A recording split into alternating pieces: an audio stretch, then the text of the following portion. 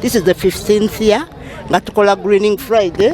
Ekyapa kyaffe kiriwa ekikiriwala emabega kiraba Greening Friday yiyo ebifaananyi ebyo biraga ne His Excellency naye ayinawo omukiigwe wano ne Eminence Mufti ne kutuba nga weebeera na ebirala byonna byonna emitiwo egiri wano nga bolaba green oyo yenna ali wano ava mu Greening Friday.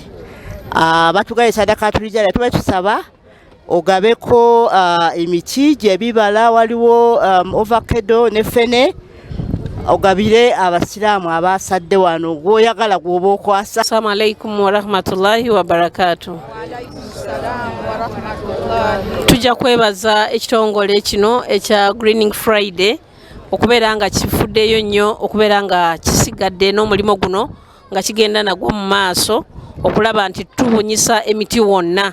Era omuti kyekisingo kikulu nnyo mu bulamu bwaffe.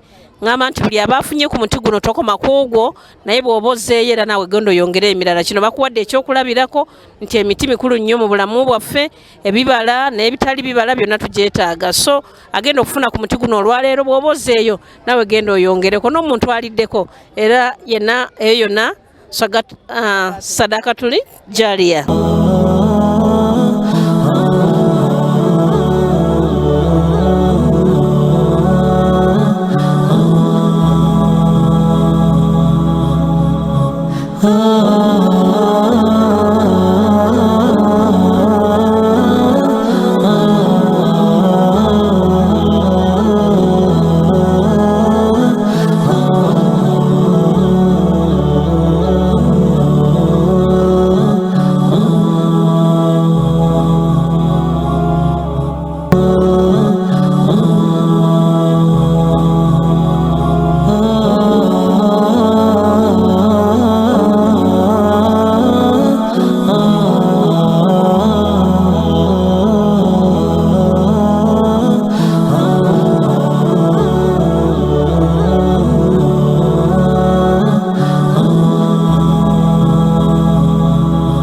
Njagala kusooka okutwala omukisa guno okwebaza His Excellency the President of the Republic of Uganda okubeera nga ndi omu ku abo be bakomezaawo okubeera nga ndi ku list ya cabinet.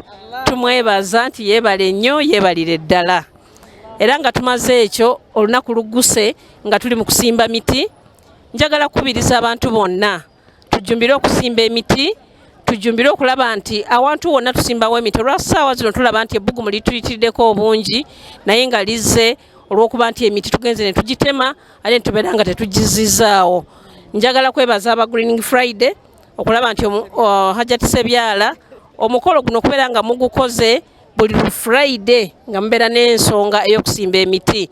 Twagala n'abo bonna abatutte emiti mwongere okulaba nti bwemutuuka eyo mwongereeko, temukomaawo naye mwongereeko. Twagala kino ekibugumu kibeere nga kikakkana nga tulina emiti mingi gye tusimbye mu maka, mu nsalosalo, mu kompawundi wonna tuteekawo emiti egy'ebibala n'egitali gya bibala tugyetaaga. Okusookera ddala twebaza Katonda atusobozesezza okubeera wano olwaleero nga tulafuubana okulaba ng'ensi gye tubeeramu tugirongoosa era nga tugikuuma.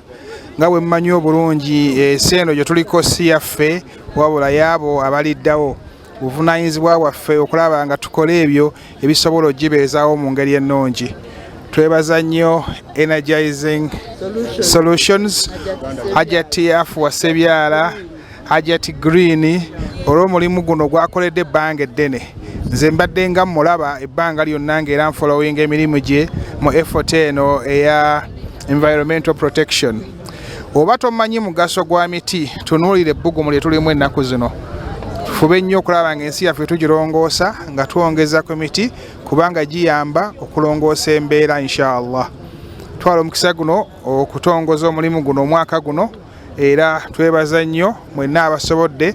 Mbasaba buli asimba omuti agulabirire tusobole okubanga ebibala byagwo tubirya n'ebisiikirize byagwo tubifuna inshallah. Oyo evakeda ate mulungi nnyo nnyo nga bw'omulaba wadde waliyo omusana naye omulaba bwafaanana.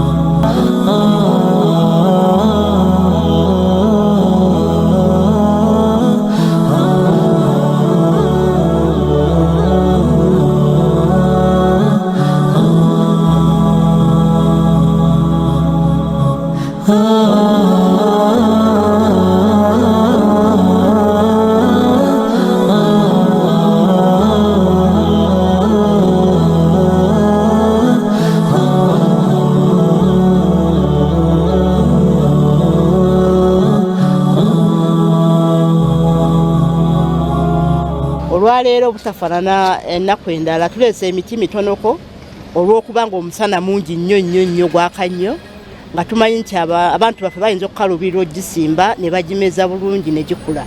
Tuleese emiti 1,200 1002 gye tuleese olwaleero. Mulimu ebibala, mulimu n'emiti egiri indigenous, emiti egya bulijjo. Naye bwe tuva wano eneebeera climax, ebeera ntikko. Naye bwe tumala wano buli lunaku tuba tugaba emiti, tuba tusimba emiti, buli mbeera gye tutambuliramu. Kati bwe tubalamu ngaffe bwe twegatta ne Supreme Council abantu be tugabidde emiti naffe gye tusimbye tuli mu miti nga 40,000 n'okusobamu. Naye nga tageti yaffe ekigendererwa kya 1 million. Ate million era esoboka olw'obujjumbiza abantu baffe bwe balaga naffe kennyini bwe tuteekamu. Kyekyo naye nkubiriza buli omu kubanga ffe nga ab'eddiini eno ey'Obusiraamu kirimu enkizo osimba n'okuuma obutonde naye nga naawe ate weetegekera kye bayita sadakatul jariya kubanga mu kusomesa kwe tulina bw'osimba omuti wadde gwakibala ne si gwakibala kinyonyi ne kiryako oba ne kiwummulira mu kisiikirize. Kati nga bwe tuli mu kisiikirize kino His Excellency President yasimba guno naffe abaamuyambako ffenna tuli mu kugabana kuba tuli mu kisiikirize. Kuliko ebibala ndaba abaana bato bajja wano ne banoga ebyo ebibala ne babirya. Ebyo byonna kati akyali ku nsi naffe kwe tuli era tufuna. Ne bw'alibanga Allah asazeewo n'agenda ewalala alisigala ng'afuna ku muti guno naffe abaamuyambako. Kale kintu kikulu nnyo era kirungi. Ate nga eddiini yaffe ey'Obusiraamu bweri ekkala yaayo ya kiragala ne white.